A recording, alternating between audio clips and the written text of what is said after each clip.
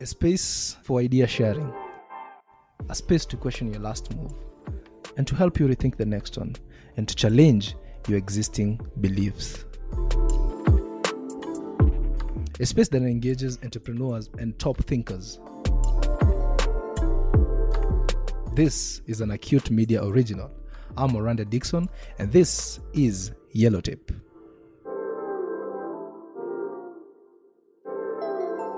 In today's episode, I'm joined by Melchizedek, and definitely is going to be an interesting conversation. Melchizedek is a love of music, which led to a podcast, Zack and Mel, which he hosts and is available on our platform, acute.co.ke. He's also the founder of CASA, and he's going to talk a little bit about what CASA is. He's also an investor in the Nairobi Security Exchange. He's also a serial entrepreneur and lifelong learner. There's plenty of things to talk about. But in addition to what I've said, Mel, can you share with us a little bit about who you are? Yeah, I'm Mel from Zack and Mel. I think that's how I want to be known. That's how you want to be known. Yeah. Mel. Yeah, Mel from Zack and Mel Talk Music, which is a podcast on Acute Media. Apart from that, I just prefer to be called a lifelong learner because I think that's what I enjoy most. I enjoy learning. I enjoy trying out new stuff. I'm happy that you involved cars and everything, but I just prefer to be called a lifelong learner. Mel. So, I can definitely attest to the fact that I also find you curious, and I find you someone who constantly keep on learning. I mean, we read articles and discuss them. Yeah. That's quite interesting. Yeah. Now, for someone who's not and someone who's listening to you and would like to cultivate that curiosity in a sense, how did you get to that level of curiosity? I mean, people burn their books after finishing school. Yeah. You know that. Yeah, and it's not bad. It's not bad. It's not bad. But that's not a lifelong learner. Yeah. I mean, for me, I would say my first memory of wanting to know, like just wanting to learn, was I think when I was, that's if not 12, I don't know. I can't remember the year, but it's very early. I was with my grandma and my little brother, and I was trying to read. You see the cooking oil, the thing that wrapped the cooking oil things. So it was written pure vegetable oil. I remember myself just because I was in not even prime. I was still in pre-unit or something. So I was pure vegetable cooking oil. I was reading it like letters, so PU. Then I came to pure and stuff like that. But I mean, that's my first memory of wanting to just learn, to be ahead of the curve. Mm-hmm. It's also just I'm not sure how I got into books. I just love books. I love reading. I love listening to podcasts. That's why I also create of one. I enjoy watching educational talks and things like that. So mm-hmm. I really don't know where this thing came from. Really though. But I think I guess it's more of you being intentional about it as well. Like you purpose yourself to actually learn something. Most of the time, I'll say. But again, at sometimes also just it's really a hard thing to explain. Mm-hmm. I just find myself like reading things, even if it's not something that I'm not interested in. I just find myself reading. The other day I was telling Zach, if you want to get into the habit of learning, don't focus on wanting to read the classics or what people are talking about in the mainstream. Just pick something and read.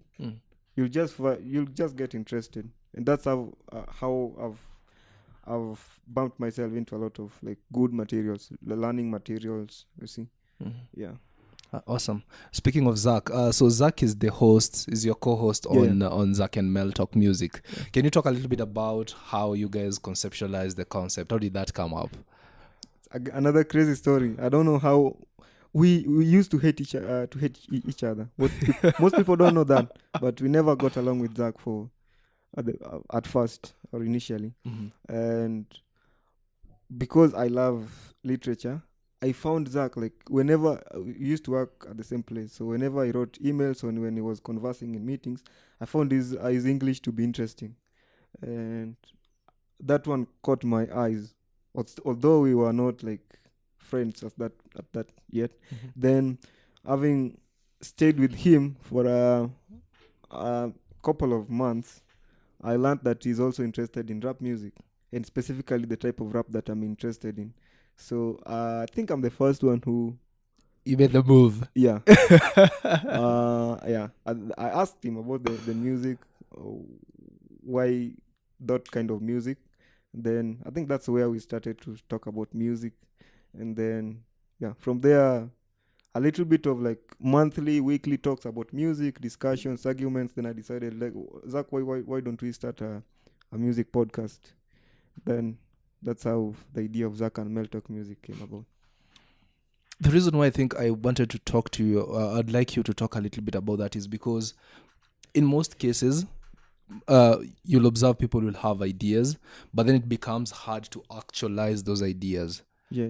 Like for you, what was that? Like that turning point or tipping point. Like you're like, okay, we've been having these conversations a while. Now we need to do something about this. I would say two reasons. The first one is I've enjoyed so much podcast. I've learned so much things on podcasts, be it Joe Rogan, be it Tim Ferriss. I mean, just a lot of podcasts that I listen to, and the YellowTape. And maybe, yeah. But I learned so much on podcasts. I just wanted to contribute to that industry. Okay. And when idea of me and Zach, we had a common ground. We had something that we liked, and that was one of the reasons. Two, this is through observation and also just seeing how the world works. I think people have a lot of good ideas, but they never do them. So I don't want to be one of those people that have great ideas and have discussions about them, but never actualize or try to execute on those ideas. So, I mean, look at some of the greatest people on this planet.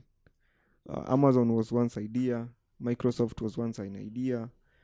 And even if you hear the story of these guys talking about them or how they reached the status that they are at right now, it was a lot of sheer work. It was a lot doing. It was not about talking. It was a lot of just doing.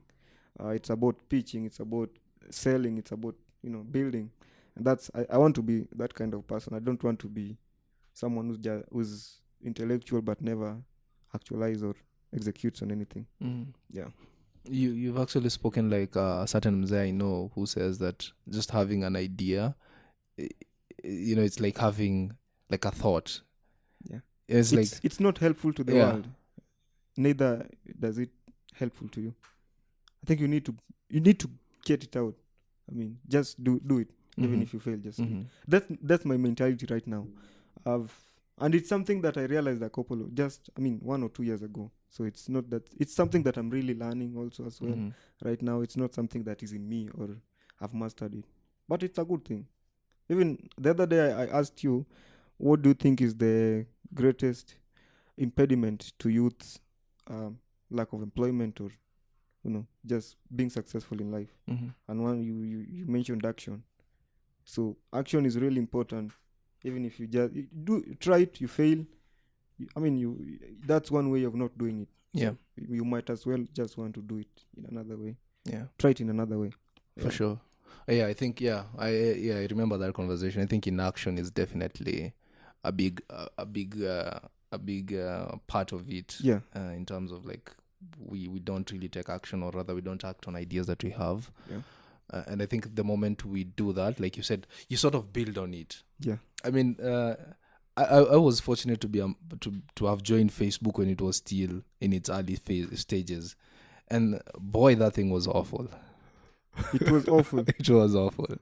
But ideally, the idea of Facebook was really good. Yeah. But over time, they have built on it. Yeah, and that's what I think That's you're it. That's how the world works. It rewards people who learn from their mistakes, who takes action and learn from their mistakes.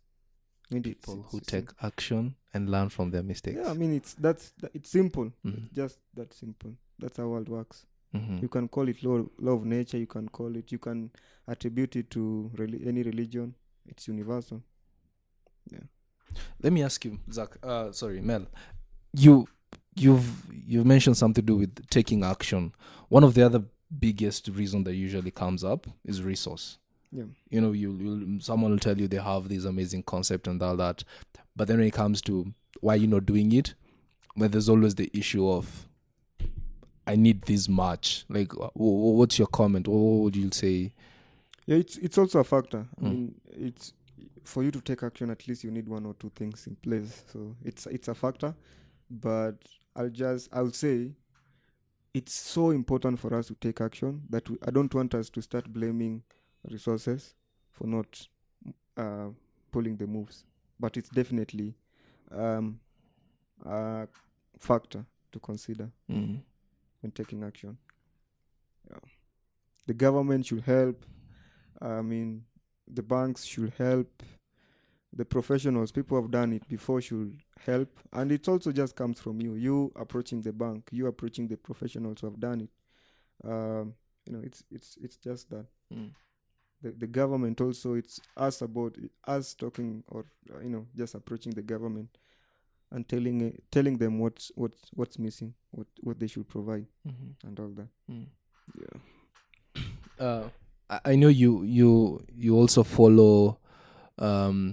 I know you invest in the Nairobi Stock Exchange, but before we talk about that, I know you also follow a lot of startups. You follow a lot of what is happening in the Silicon Valley and even the Kenyan space. I just want to get your views on, and just also sort of related to what you've mentioned. Someone also said that never go for funding unless you've sort of validated the idea. I don't know if that makes sense. In the sense that before you go for funding, like to seek for resources to grow the business, Yeah. you need to have maybe gotten a customer. Yeah. So before you go looking for James Mwangi of Equity and telling him that, hey, I need 10 million shillings to run this particular business, the idea, so the idea behind what the challenge, what I'm trying, the idea behind this is before you go to look for funding, you need to have validated the idea, and by validating the idea is by getting a customer to actually buy from your solution.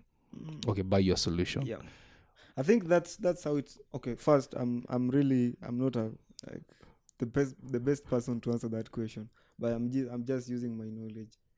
I mean, I don't have any so much information about startups, starting one, and all those. I'm just interested. I learn and I follow, and I'll say it's so important for startup people who want to start startups or businesses to do their research, to do as much research. Don't just wake up one day, you are inspired by Facebook and then you want to start something like Facebook in Kenya. After the inspiration, this is how it works for me. It's after getting inspired, spend some time and learn about the industry. I don't think most of us we do that. I don't think we do that. You just told us to have a just do it mentality. So Do it. Okay, okay. so you have Research is also part of the of just do doing it the so, mentality. Yeah, for sure. So this is how I do it. Mhm. Or not how I do it, but how I approach such stuff. Mhm. I'm interested in opening a executive barbershop, right? Yes. I'm inspired. That was the first job. People don't understand. That was my first job when I was in high school. When I was in high school, I used to shave. That's how I used to get money, my daily to day, money for usage of me, buying soap, uniform, and all those. So I have a personal connection to barbershop, even just before having an idea of owning one. I'm definitely going to own one. Definitely. Maybe a chain of barbershops. But for me, after coming up the idea of realizing that I need this is something that I'll have to do, even if I don't do it today. I mean, that idea came to me in 2017, 2018. Mm-hmm. I've not done it, but I'm doing my learning at this moment. I'm just following the people who've done it, and those things, gathering data, and that's really important before you go into the market and do something. There are two types. There's some ideas that you don't want to risk on, Like you need to have that do it mentality, but do your research first, so you don't just usijirushe kwa the lake, deep end of the lake without knowing. Heri ujirushe to the deep end of the lake after you know what's there. You don't want to just risk with some facts. Yeah. I think I definitely agree with you. Being someone who's tried several things and failed in the process, you definitely appreciate speaking with people in the field and getting to actually validate that whatever it is you're working on is actually valuable and people will actually buy. I want us to take a quick break, and when we come back, I'd like us to talk about the experiment you're currently running of a music record label. Okay.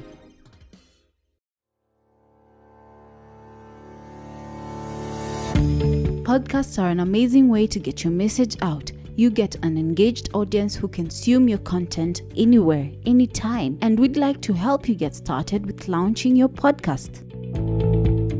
Acute helps you conceptualize, produce, package, and distribute. Email us at hello@acute.co.ke. That's acute with a Q.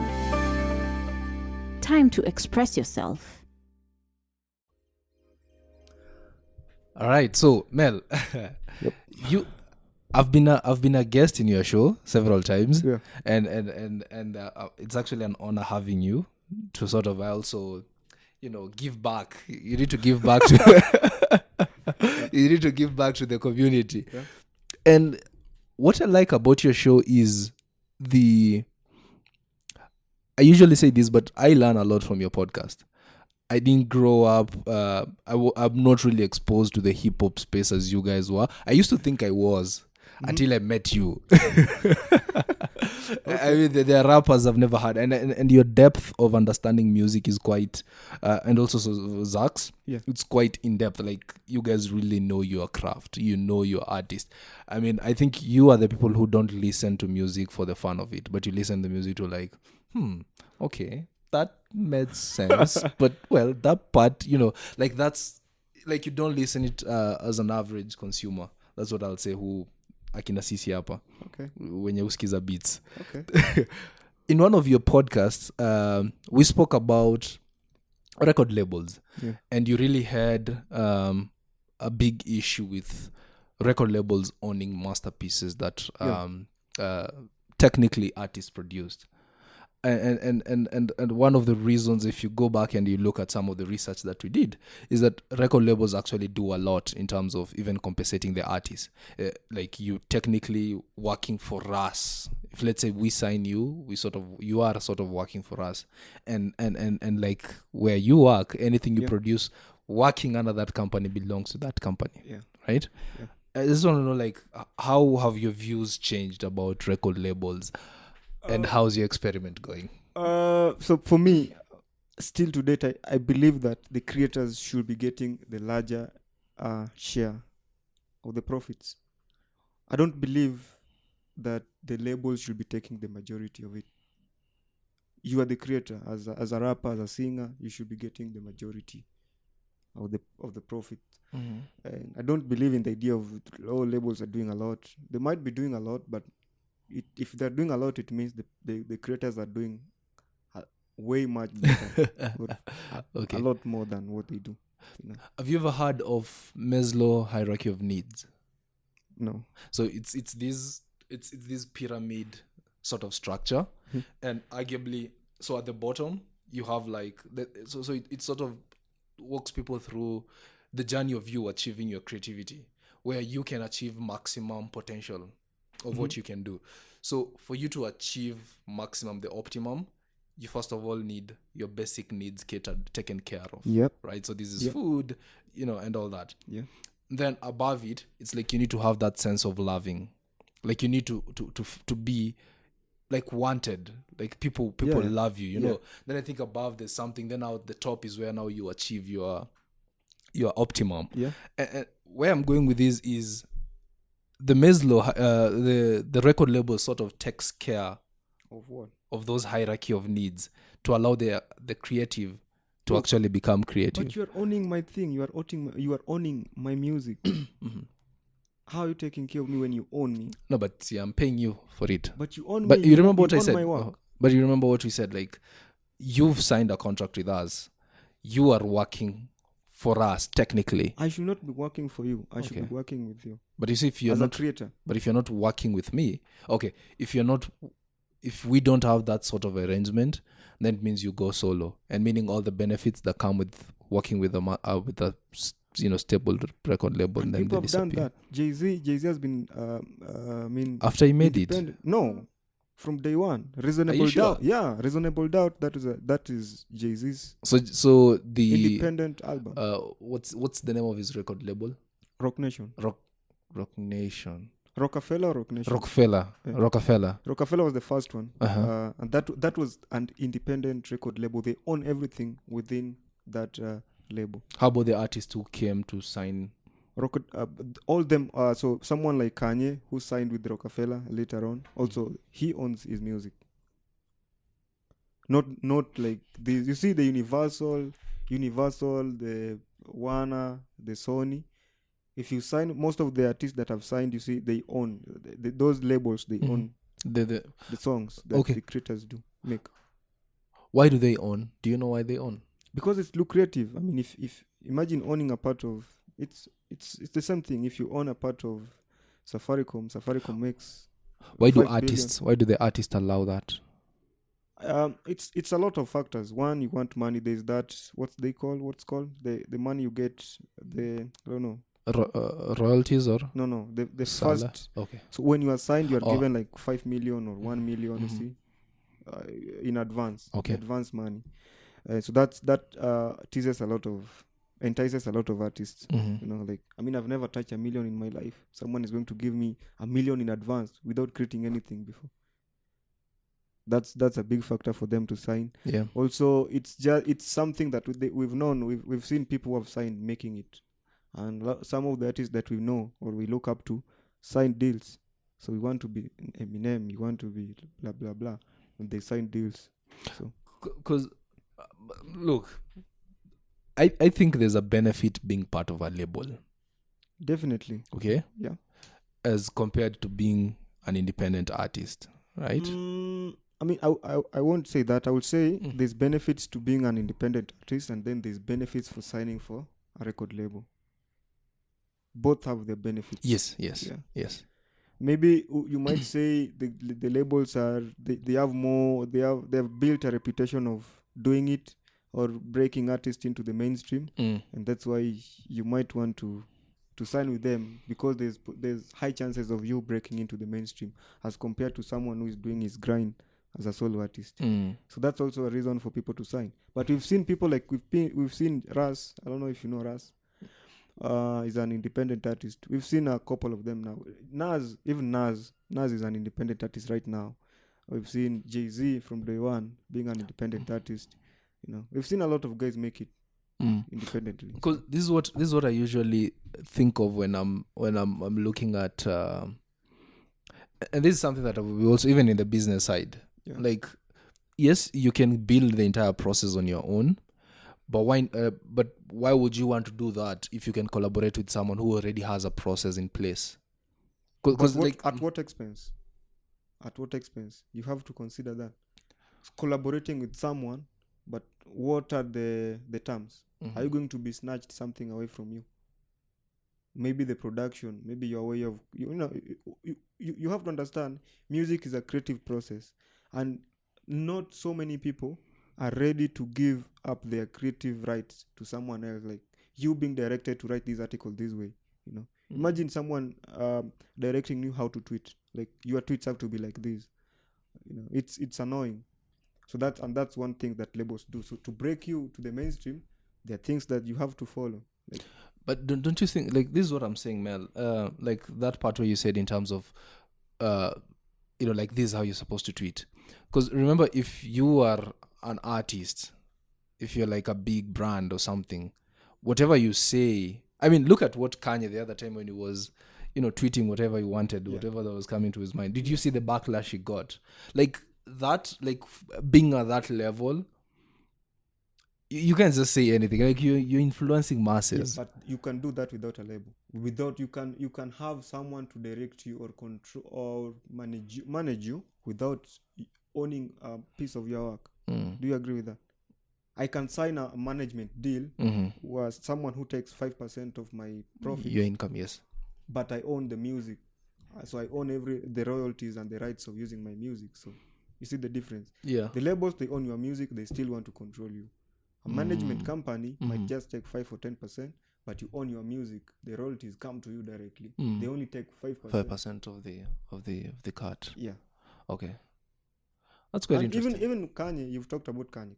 Kanye is against the record labels right now. I mean, it's something that has taken a lot of people are talking about it, especially in the United States, about how labels are structured. They're structured to take money, to make the companies, to make the record labels rich, and without really looking at how the artists survive. In the process, like let's case in point. Let's take Lil Wayne, who was under Cash Money Records. Yeah. So his cutter, which cutter was that? That 5. That was had issues. Yeah. But you see, in the process of Cash Money, growing. I mean, we've also seen Lil Wayne grow. I mean, I saw Lil Wayne from Go DJ to, like what he is right now. But Big don't Shot. tell me you want to associate that fully to the record label. I think there is a contribution. There's a contribution. We cannot like nullify. I mean, they're better. I'm sure they're better. There are rappers who are way better than Weezy, right? Not many, in my opinion. That's a subjective. Okay, but in your last episode, I asked you how do you guys decide who's the best rapper. I think it's very subjective. There's no clear. There's no. But if you look at, like, I'm sure there are the artists who are, who can rap. Okay, almost the same as Lil Wayne or better, but they never got to that spotlight that say Weezy got. Yeah. And Cash Money had a huge contribution to Lil Wayne's journey. You don't want to say huge if you can't quantify. You just don't want to say that. Okay, before Cash Money Records signed Lil Wayne, was he rapping? Yeah, Lil Wayne started to rap at around 8 years old. Mm-hmm. Lil Wayne has been like Lil Wayne. I would say there's a lot of things, but skills. Lil Wayne is a skilled rapper from day one. Nobody can argue about that. For sure. Lil Wayne grinds. We've seen Lil Wayne doing hundreds of features in a year. Yes. We've seen Lil But that Wayne time he was selling. the time when he was doing lots of collabos is like it was, I think, like the biggest name at that time. Yeah. So it's like when Akon was the biggest name, everyone wanted a collabo. True. I mean, there's a song that Lil Wayne did. Was it with Mariah Carey and the remix? I think they just woke him up how he was sounding. You know that song? No. There's a song. It's Mariah. It was a remix. I can't remember the song exactly, but how Lil Wayne sound.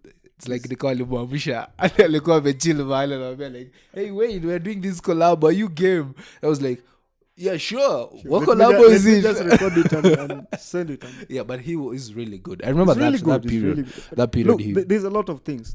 I would say. So you want to say Cash Money? I want you to really acknowledge the fact that Cash Money had a contribution to Wayne's journey. I acknowledge that 100%. I just don't want to say huge when you can't quantify. There's a lot of factors that were involved in Wayne's success as a rapper. He's skilled. That's He's number good. one. He's good. He's really good. Yeah. People can relate to it. Is controversial in some cases. Is a publicity stunt by its own. He's done. But he's grinding. He's working. He's not there. He's not skilled. He's just there are some people who are skilled, but they're not doing anything. They're not putting in the work. Yeah. Lil Wayne is skilled and is putting in the work. You don't need. I mean, you don't as a label for someone like Lil Wayne. You don't need much management. You don't need to put so much effort into him. He's a brand by himself. Thank you. He's a brand, but before he was a brand. Yeah, that's why I say there's a lot of factors even before Cash Money came into play. I'm telling you the truth. There's a lot of factors. So you think he was a brand before Cash Money Records? No, maybe not as big as after Cash Money. Yeah. But he was destined for success, for sure. But we cannot say he was destined for success. We've seen his work ethics. We've seen his bars. Okay. This is not something that happened after, out of the blues, after being signed to Cash Money. Even the labels, they look for talent. Yeah, for sure. They look for talent. You have to provide value. We've seen, look, what do you think is label doing for Drake right now?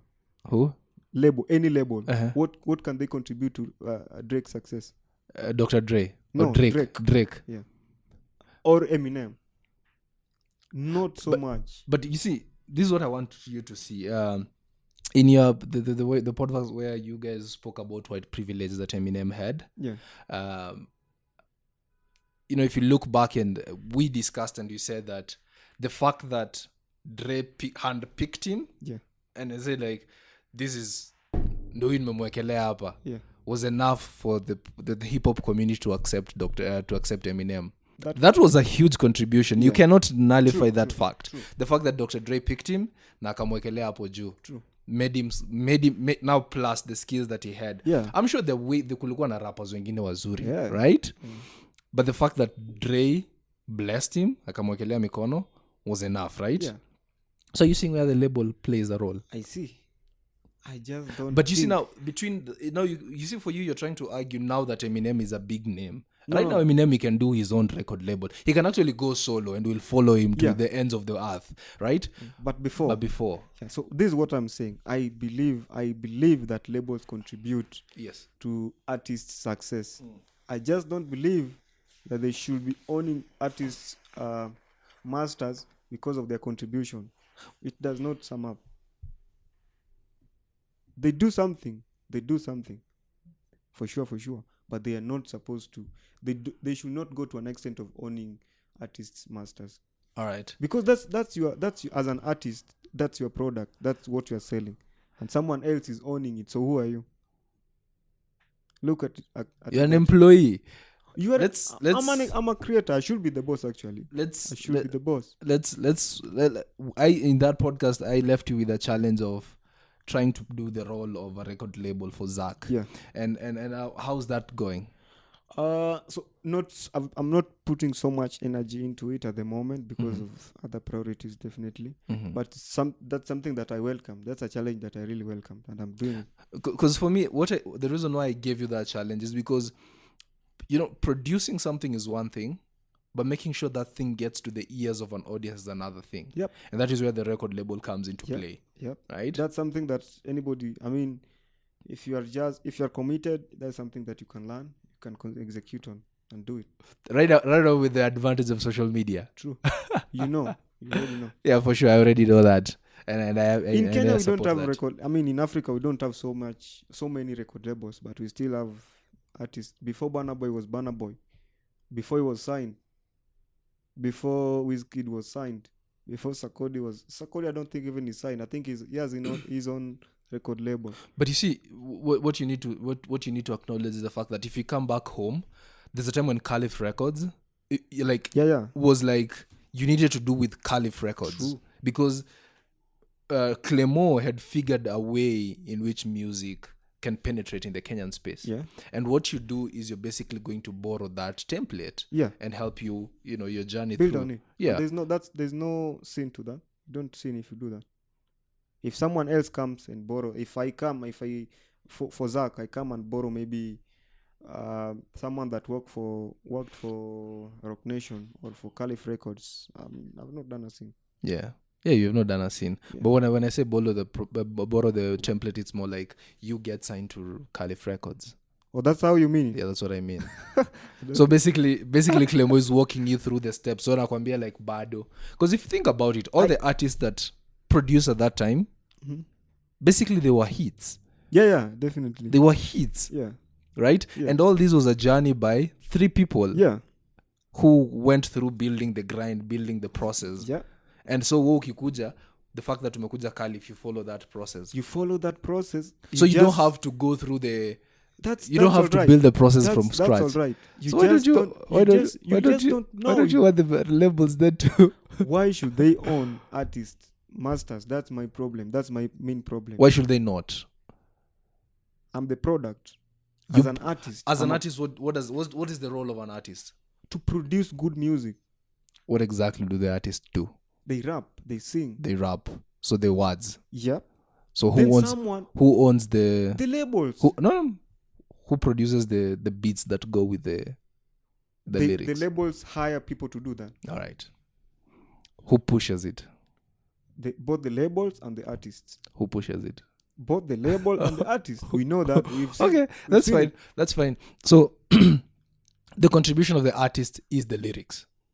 The lyrics, the brand as a person, the story. You come with your story. No, the brand is built. But you come with your story. No, I want us as to a acknowledge rapper. a brand is built. It's built, okay. Yeah, you build a brand, right? So, and in most cases, building that brand is a contribution of the record label in most cases. Yeah. Because they can push you to media tours, they can push you to events, they can push you to all these, right? Yeah.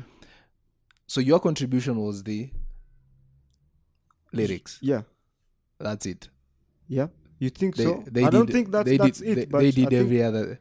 So this is the thing. I'm just trying to understand. Okay, so you are a musician, you are a rapper, you are a singer. Yes. You want to sign with, say, Caliph Records. You are coming with your story. You are coming with your skills as a rapper or as a singer first. You are coming with your story. You are packaging your story in form of a song. And story is powerful. For me, really, even your story, we've seen Netflix and all these companies buying other people's story to stream on their platform. Yes. And your story is unique. I don't think it's a good for a label to own my story through music. It just does not make sense. Help me, break me through. But if they pay for it, is it okay? I mean, because if I'm signing you with a $5 million check, Chief, that's a lot of money. Yeah, I need to own that. I don't think you need to. Man, it depends. It depends with it. It really depends. We've seen because I'm sure within the agreements, kuna wenye who own, kuna wenye hawa own. Yeah, we need to acknowledge that. True. So there are those who like. I talked about the management. There's those who have just signed management deal. So you own everything. The management company maybe that pushes your music, distributes your music, but you own everything. You see? But then there's this other one where these big labels, the Sonys, the Warner Bros. And Universal, they own the masters of your music. And they push you. And they push your music. They push you really hard. To what level you mean? I mean to global level. I mean that's up for debate. I'm just talking about the facts. My story is unique. You should not own my story, whether it's a form of a writing, in video, or in lyrics. You just don't have. I'm just not ready for someone to do that. I definitely 100%. I see things from your perspective. I understand why you'll want that. Yeah. Especially for a creative. Creativity takes a lot of energy. You just don't want someone to own your music. Music that also you tell your personal stories. Yeah, I see. Even if I die, you are still eating from my from my story. We continue making you famous. I mean, Tupac to date is still relevant. that thing about labels, I think there's some changes that needs to be done, especially the part about the masters. You see, Mel, for me, or they negotiate then. They take. Yeah, the biggest question or rather concern for me is usually, why is it that, because most of the people talking about owning their masters are artists who've made it. Those people who've become hits. Now they don't need record labels anymore. No. That's how I feel. That's true. That's true. You come to realization that you are giving away a majority of your money to someone else, and if you remember, what I need to understand is what is the contribution of this record label, because I feel like we sort of are being unfair. No, they have Sony a contribution. And the Warner Bros. Yeah. For just arguing that they take money, like it's like they're stealing from the artist without acknowledging the value they're providing to the artist. That's what I need you to acknowledge. I know. I'm going to repeat it for 5 times or for the 5th time. The labels, they have something to do. Let's not call them. Let's not say, because how you're putting it sounds like they're stealing from artists. That's how it is coming off. So if you take someone, if a product is 5 shillings, then I sell it to you at 12 shillings. Am I a thief or not a thief? If the product is 5 shillings, But I sell it to you at 12, at 12 shillings. Am I a thief? No, you're not. It's an Why? open market. No, stop No, talking no. about the open market and stuff. It's only No, you study economic models, right? yeah, but Right? you see, it's only No. Yeah. Let's not just throw words and leave them there. Okay. So if the production cost is 5 shillings and people are willing to buy it at 12 shillings. You say people are willing. Yes, that's how the open market works. But it's demand supply curve. So in this case, let me give a clearer example. Okay. Calligraph, saya kuna tuseme 3 albums, okay? He's doing maybe 30k listeners on across all streaming platforms. Then he decides now to sign with a label. So that means he's giving away all these albums plus the future albums. So you'll not be getting the 30k if one stream is 1 shilling. You won't be getting the 30 shillings or 30k, but you'll be splitting with the label. Is that good business? Okay. Your case for Calligraph. Yeah. If the label takes him and moves him from 30k to a mil streams, right? How the label is going to do that? They're going to promote him. Because you need to acknowledge the fact that you partner with this, you're subscribing, you're going to also tap into their audience. The audience that they've already built. Yeah. So if Sony already has, for example, they have 1 million listeners, subscribers, right? Sony, then you they have don't 30. have listeners. No, I'm just hear me. Just follow my trail of thought. If you, because when you sign to a label, you're going to tap into their marketing team, which you originally didn't have. Okay. And if this marketing team pushes you from 30k to say 100,000 plays, right? Now this is a new 70,000 that you originally didn't have. Okay. So if these guys tell you, Chief, we're going to take 50, you take 50. Or you take 40, we take 60. And you retain you have an additional 10. What's wrong with that? It's not good One, business, you've tapped into a new market. Two, you've increased your audience. You have increased your income by that's about 30%. Yeah. So if you sign so that's for 3 albums, right? Yeah. So you sign for 3 albums or 4 albums or 5 albums. So assuming the song has 12, assuming each album has 12 songs, right? Yeah. And then you decide to leave. Then three, that's 36, right? That's 6 songs. Each of them is getting 100,000 thanks to the contribution of the marketing team of Sony. You have now 36. No, that's 3.6 streams. Million streams. Yes, 3.6 million streams, right? So 3.6 million streams. Then you're given 40%. Yeah, it does not make sense. Bro, what's wrong with that? That's what I want you to see. Like, if there is, because we need to acknowledge that when you get into a partnership, you have to give up something. Yeah, you have to. Yes. I think my problem is not them taking. Me, some I don't amount. see. I've seen management taking 5%, taking 10%, taking 15%. I don't have any problem. And this is an open market. If you are willing to go solo, go solo, So, right? And own your masterpiece. How about these guys? But what is the point? What is the point of having masterpiece which are not valuable? I mean, if Jay-Z, we know he had No. masterpieces and Look. you know Nas. You see the problem with this conversation is you are comparing the 1% with how many artists do we have globally? A lot. Let's take Nairobi many peke people? yake. Okay, then How many there's artists do we have? A lot. Now, why are we comparing them with the 1% Why are who have the guys, biggest names? Then why are the guys? Why are the Okay, guys show me someone who's not a big name. Who? Zach told us that he'll happily take a deal. a deal. I mean, that's his personal preference. There's nothing There's wrong nothing with wrong with that. There's nothing wrong with that. I'm just saying, how many people that were signed are complaining right now? How many? I don't know. A lot. What What do you is think they are complaining? I'll go back to that quantify argument that you gave me with huge. What is a lot? I mean, I've had Kanye, a very big name in hip hop. I've had J. Cole right now is owning his very big name in hip hop. I've had an independent label trying to get themselves away from a global label. We've had a lot of cases. Okay. It's Have you had a small artist complaining. Have you heard Sauti Sol say they want to get out of?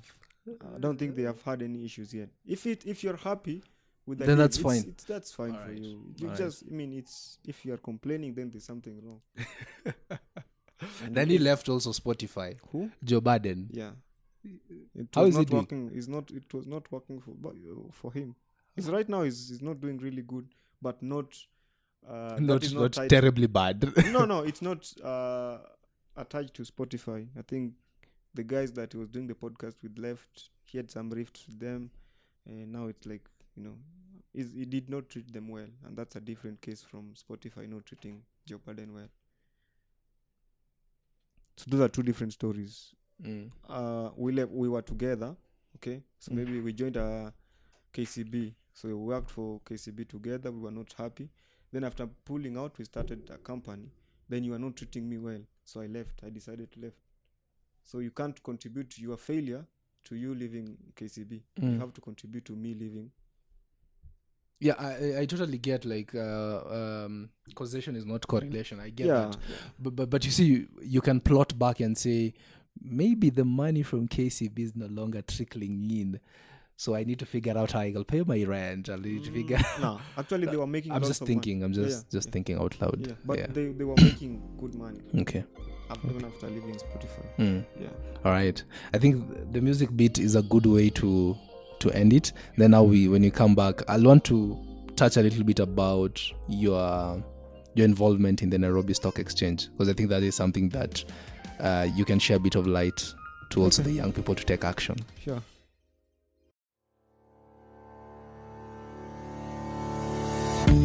Podcasts are an amazing way to get your message out. You get an engaged audience who consume your content anywhere, anytime, and we'd like to help you get started with launching your podcast. Acute helps you conceptualize, produce, package, and distribute. Email us at hello@acute.co.ke. That's acute with a Q. Time to express yourself. That was definitely a heated conversation on record labels. Yeah, it's a long one. It's quite interesting. I think it's one of those conversations between us we'll never really get to a consensus, because I strongly feel I strongly share a different view. But how about you, Nini? You localize it. We bring it back down home. Not even like. What do you mean by localize? You are a podcast creator. You're a creator. I own your podcasts. No. You imagine a scenario like that, or Spotify coming to own your podcast. Yeah. Imagine such scenario. But you are a writer. You're giving the rights of your articles to someone else. But actually, that is the thing. Spotify now bought JRE, right? Yeah. No, they have license. But you see, JRE. what did they do? It's only a exclusive one. On Spotify On for Spotify. a certain period of time. That's a license. So But you see I now, have the license to distribute your content exclusively on my platform for 2 years. After that, you can either decide to bring them down or take them to other platforms. I don't think there's that option of bringing them down, but I'm pretty sure after a certain period, after the 2 years as lapsed, yeah. Yeah. So now we can access them on YouTube. Joe Rogan can decide to bring all the podcasts to YouTube. Yeah, that is what now I'm sort of struggling with, because if you think about the audience that Joe Rogan had built, so the idea, looking at it from my perspective, is the idea behind Spotify wanting to sign Joe Rogan was to tap into that audience that Joe Rogan had built.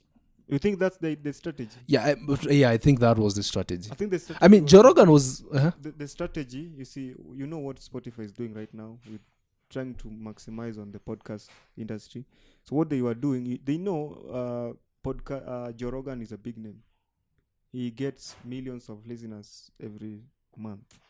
So if we make it exclusive on our platform, we are drawing all these million people onto our platform. They're not only going to listen to our to Joe Rogan podcast, but other podcasts as well. Yeah. So long term, you know what you can see the trajectory of that partnership.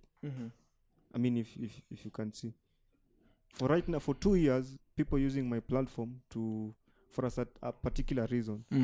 you're pretty sure after someone finishes to listen to a Joe Rogan, they might play music. I mean that's how Yeah, it's going that's to happen. exactly what I said. So Strategy was to draw Joe Rogan's audience to Spotify. Yeah. And you know what amount they're giving for 2 years? 100 million. Yeah. So imagine that. But you see, he will. Okay. And then I Anyway, still own the thing. I still. let's. But you see, he loses. He also lost. He also lost part of his audience. Some of them. Yeah. So it's usually a gamble. The same with that is. But let's expensive gamble. You mean 100 million? You want to me? I have 100 million dollars, and I lose 50,000 listeners. Yeah. Which one is better? Exactly what I was saying previously. Kulala ja. Because if you are creative, you're going to create other masterpieces. But anyway, as we finish this up, Nairobi Stock Exchange. Okay. You are definitely the only person in my circle who's young and is actually investing in the stock. In 204, you were reading pure Kamapure. Yeah. So I definitely know you are young. Okay. Anyway, but How did you get there? The idea of it also boils down to idea of taking action. I'm interested in finance. I come from a very, very poor background. I've always wanted to change that story, and I've interacted with books. I've read books. I've had, people have made it talk about how they made it, and it's one of the ways is stock market. So I read a couple of books. I don't have to mention, but I read a couple of books. You can mention. You read Intelligent Investor by Benjamin. Has Nani written a book? Who? The Berkshire guy. No, it's not. But there are a couple of books referencing him. Yeah, Warren Buffett, you mean? Yes. Yes, I've read. There's a book about him called Snowball. Read that one. I've read The Richest Man in Babylon. Richest Man in Babylon. That's a good one. That's a good one, really good one. I think everyone should start there. Richest Man in Babylon. Yeah. I remember my mentor once when that's the first book he told me to go read. Read. He actually said go read that, then go read Rich Dad, then now go read. There's another quadrant shift. So like in that order. Mm-hmm. So you finish Rich Dad, you read. You finish Richest Man in Babylon, then you do Rich Dad. And then you do quadrant shift, and all of them they have different lessons you can pick. I've read Rich Dad Poor Dad, and I've read The Richest Man in Babylon. I would say just if you read Richest Man in Babylon, you can skip Rich Dad Poor Dad. But if you are someone who is starting to read on finance, read both, so you see the the trends or the similarities in both books. I've also read Tony Robbins' book, 7 Steps to Financial Freedom. That's a really, really good book. Mm-hmm. I've never finished it, but every time I get to it... Why don't you finish it? It's a big one. Someone was arguing that Tony Robbins is just an evangelist in the secular world. Kind of, yeah. I really don't like the way his writing style. He tells so much unnecessary stuff in his book instead of just hitting the point. Yeah. Okay. But, he has got really, really amazing points, so... I've read that one. Mm-hmm. I've read which one again? I've read a couple of... I've read hundreds and hundreds of articles on finance. And I know you passionately follow this economist. What is his name? Cohen. Who? Poelo? No, Tyler. Tyler, yes. Yeah. I like his ideologies. But then they lean more towards economics. Yeah. There's the person who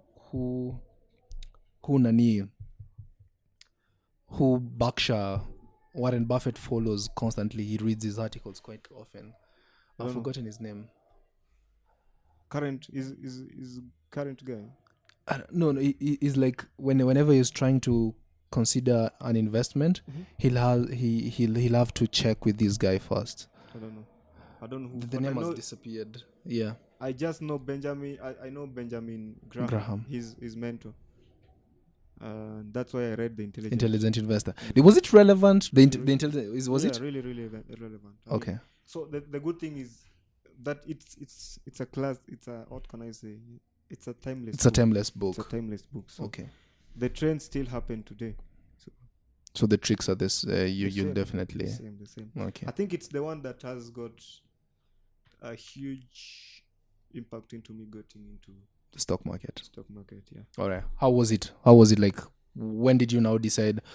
At what level did you now decide? Like, I have sufficient information, and you're like. Then also walk us through you starting the journey. So after I read the Richest Man in Babylon. I read the Rich Dad Poor Dad. I think I'm missing 2 books about finance that I've read. Then I read Elon's biography. Then I read Intelligent Investor. So after Intelligent Investor, I think I've seen so much trends if I don't take action at this point, I think this knowledge is going to be irrelevant. It's not knowledge that you can apply elsewhere apart from entering the stock market. So that's when I decided to open a CDS account, deposit some money there, and buy some stocks. Okay. Yeah. So it's really about. I mean, a lot of people think of stock market. I've also had like good friends of mine talk about trading. And I'm 100% against trading. And the reason is from the information that I've gotten from, the people who have done it. Just don't want to take information from someone who, I don't look up to him or I don't think he has done it. I want to take information from someone who has done it. So if Tony talks about it, if Benjamin Graham talked about it, if the richest man, Akkad, talked about it in Richest Man in Babylon, I mean, that's enough for me. So I'm really against trading. I look for companies that I think are going to be here for the next 10 years, and I really go back to their statements for the last 11 years. I mean, I got that from Benjamin Graham, Intelligent Investor. So it's people want to get into the stock market to earn money quick because they think Safaricom or Equity Bank or KCB Bank is making money right now. But for me, I want to see if I want to put my money where I know 10 years from now that they're still going to make some money. So that's why that's my strategy. Go back 11 years, look at their statements for the last 11 years, and have they been paying dividends continuously for those past 11 years? If they missed one, that can be an exception, but if they missed more than one, that's a company to think twice about. So those are the 2 main categories. Also, just looking at the industries, banking. I mean, there's some potential in banking in Africa. Same to telco companies. What else? Real estate. Some potential as well. So just to I remember there's a time when Kevin Hart on Joe Rogan, he mentioned something to do with him. He looks at things that are sort of necessities, because then that means that company will definitely exist. So he look at something like food industry, for example. He picks because he knows like people are going to eat. He looks at something like energy. People will definitely need energy, and he puts his money in such investments. I don't agree with that. That's I mean that's not an advice that you want to give to someone who is starting. It's not backed by data. What if another food company that is more innovative comes into that space? And it takes over. Then you invested in a company just because you know it's a necessity. So it does not work like that in real world. So for you focus mainly on buying and holding, vis-a-vis trading. Yeah. Because the other one is called speculative investing. The one of you buy, trade. This week Safaricom, this month Safaricom will make some money. That's speculative investing, as referred to as by Graham. But it's not entirely wrong, right? it's not entirely wrong, but there's no one in real world who has built real wealth doing that. No one. Literally no one who has built wealth doing that. Look at the guys who have done it. Look at Bill Gates. Look at Warren Buffett. In Kenya, look at who? Chris. Who else? Kirubi, and there's this guy who was making headlines. The person who was the board chair of Equity, Mugo James. If you ask them, they will tell you it's speculative investment does not create real wealth. That's just you playing with your money, gambling. It's like gambling actually. So for you, the thinking is, if you have money, just buy, for example, Acute Media's share and hold. Yeah. You can at the end of the book, usually it talks about how you can take part. I mean, in the operations of the company, if you are in a position to. I can't at this stage, but why can't you? It depends. I mean, for you to have a voice in Safaricom, you have to have some qualifications. What do you mean? What does qualification? It's like Chris Kirubi. He invested, say, in Uchumi, so he owns maybe some shares of Uchumi. If Uchumi were a public company, then we know he has got so much experience and information on how to build companies.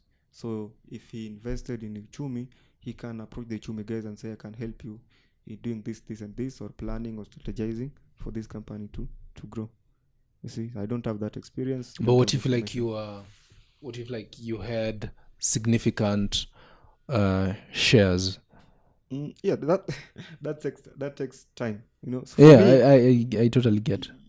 I mean, I don't think anyone who has done it is going to take this information from me. So that's why I'm just talking from my experience. Okay. But if someone who has been in the industry for a while listens to this, I think that's a good way. That's a good way to go. All right. As we finish up, walk us through the process of getting the CDS account. So you use your local bank. So you approach them. You say you want to open a CDS account. You provide your KRA PIN and then copies of your ID. It's just basic documents. Then it usually take 2 weeks. Depends with your bank. Some takes a month, some take 2. It's frustrating. Sometimes I got frustrated when I was opening mine. It took they promised 2 weeks. I went. It was not there. They had to call the guys from Kencom, which is the headquarters. Then they said my records can't be seen yet. So I had to reapply again, and that is frustrating. I mean, if you have some money or if you are really curious to want to do this thing, so I'll say patience. It's just give it a month for the entire of now opening the CDS account. To be done, and from there you load money into your CDS account now.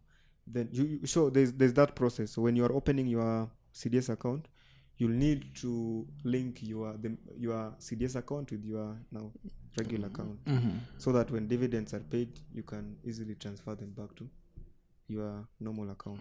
But that's part of registration, so not a big deal. And then after opening account, everything is finalized. You load money into that CDS account.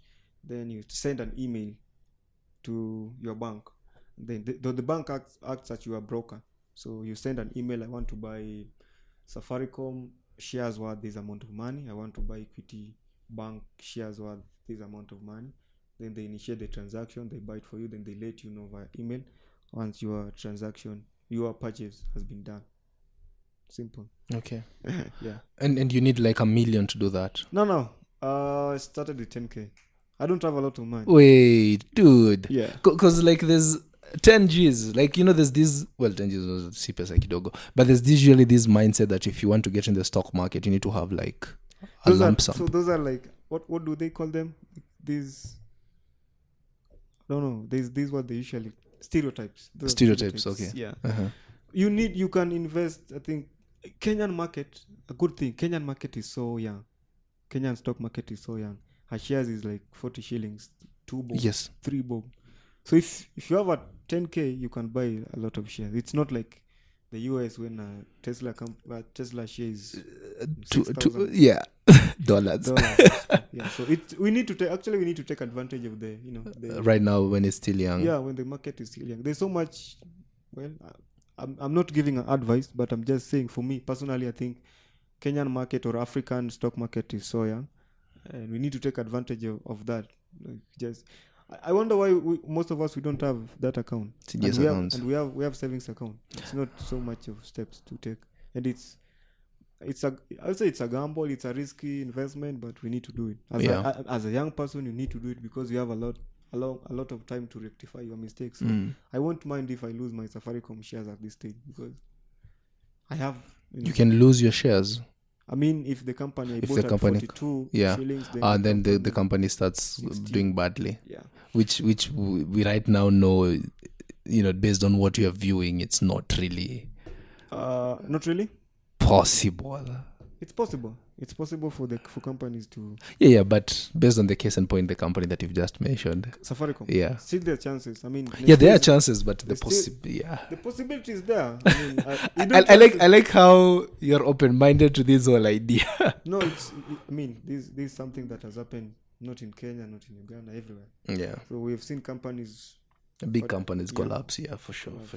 You just don't want to say I'm sure na hii. Yeah, where's it sure? So basically what you're saying, but there's something I recently learned, and that basically investing is actually moving money through time, right? Mm-hmm. Yeah. So like if you're buying your shares today, you're basically, what you're trying to do is you're trying to move your 10,000 from 2021 to 2031, yep. And with the hope that 10,000 will be 30,000. Yeah, possibly, yeah. Because the flip side you mentioned about saving, and I thought maybe I can mention this. The flip side to saving is when you save money, it loses value over time thanks to inflation. And currently we are at 6%. Yeah, we're at 6%. So which means 1,000 bob today in a year or 2 years time will be 6% less than it is today. Yeah. But with your share, there's that gamble that it might be 15,000. Yeah. Yeah. So right. two things though. So one, I want to talk about the security. So this is also something that I learned from reading them books. Build your runway a little bit, or your freedom fund, so to say, or your emergency fund, if you want to say it. For sometimes you don't if you have 100K in your bank account, build on your savings or find ways of balancing your savings and your risky investment. So there's growth bucket, and then the security bucket. Build your security bucket, so if you lose your job, you are maybe good for the next 3 months. If you get sick today, you can go to the hospital and cover the costs. Yeah. You have some entertainment, blah blah blah, before you just go to the risky, because you might invest 10K in your company today, the next day it's collapsing. So you want to balance 75-25 maybe. I don't know.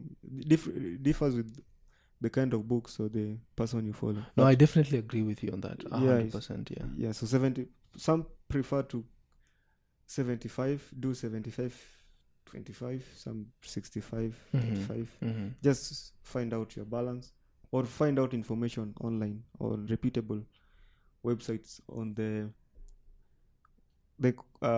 considered percentages, balancing your portfolios, whether it's within your specific shares. So you also need to balance the specific, like your shares portfolio and your security bucket portfolios. But you can do bonds. You can start with bonds. It's security. Which are safe. Yeah, it's security. So bonds, when you say bonds, you're talking about Kiba, you're talking about treasury bonds. Yeah. Those are the ones you're referring to. Yeah, okay. Yeah.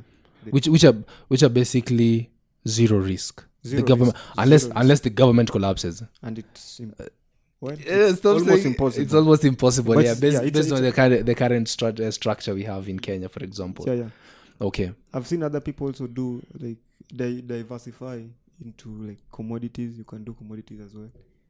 You buy livestock, just try to diversify as much as possible. So you just don't have like the stock market, the security. You have some like physical assets as well. And the other thing that I wanted to talk about is Graham talks about you investing in companies that you believe in or you enjoy their products. Don't just invest in Safaricom and you don't believe in Safaricom. You don't like Safaricom. You believe in the numbers. You believe in the balance sheet. Yeah, that's not the best strategy, because if something goes wrong, you regret so much. But if you like the company and it goes... that's the thing. How do we... And Nani... Robert Kiyosaki touches a bit on it, and also what's the name of the guy who wrote Babylon? George Clarkson. George Clarkson, yeah. He touches a bit about that emotional aspect in terms of, because I don't think investing with passion is really a good strategy. Why? I think if and that's why you'll hear even these investors say there is something that you, first of all, if you follow what's the name of this guy? His name has disappeared. You first of all grow what is market valuable. In terms of there is potential in growth.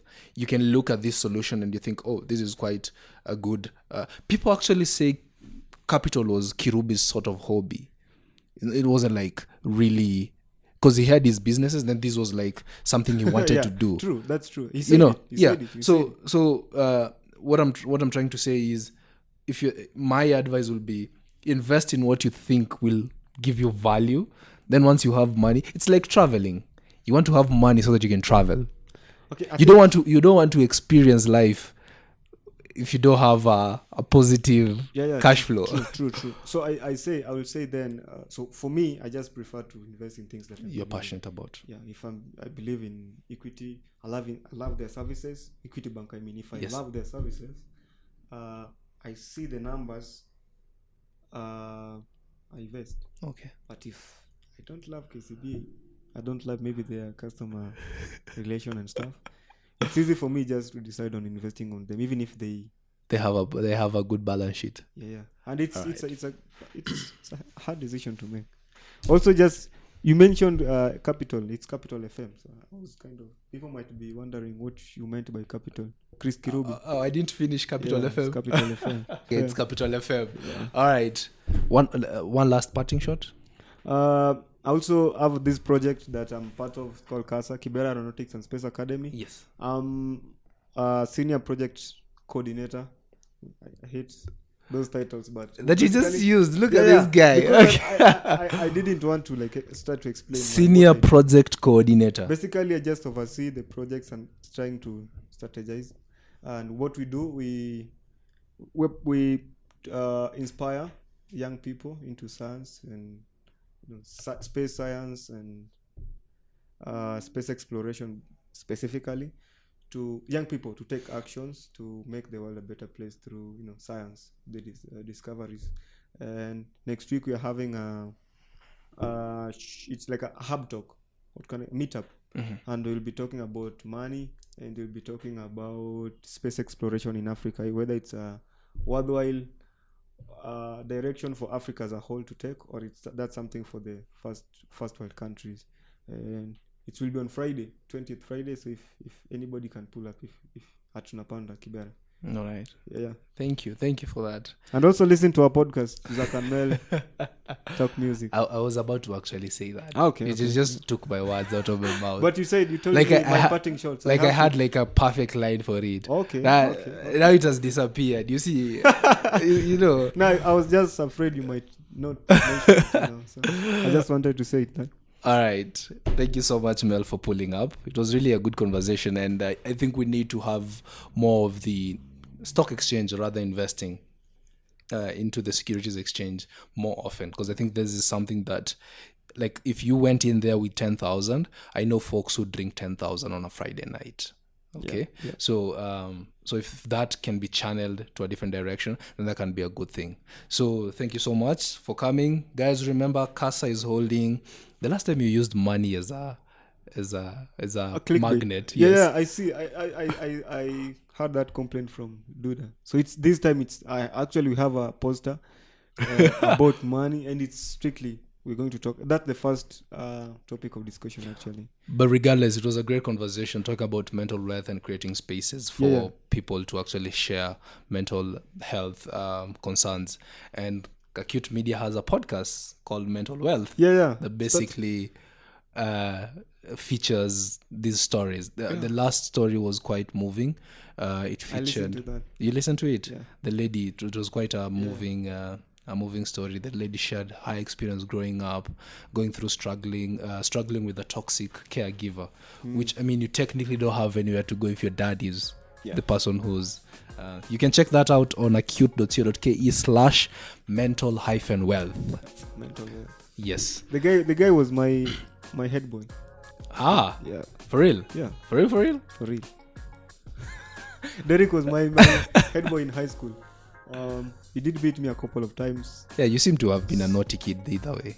I should have asked you what kind of kid you were. No. But we are not going to talk about that in this episode. Remember to check out CASA, and they'll be hosting their monthly hub conversation. This time it will be about money and space exploration in Africa, which is something really interesting to talk about. I know South Africa is doing something along those lines. I also think Morocco is doing it, and Egypt, right? Yeah. So, and what Kenya did sending that satellite, is that also part of exploration? That's a part of conversation that we'll be having. Yes. It's so really a fun conversation. That will definitely be a fun conversation, and it will be happening at Tunapanda Institute, which is in Kibera Olympic. You can check out Mel on Twitter at Melkizedek _ or Zack and Mel Pod. So remember to check out Zack and Mel Pod on Acute platform as well. Thank you so much. Goodbye.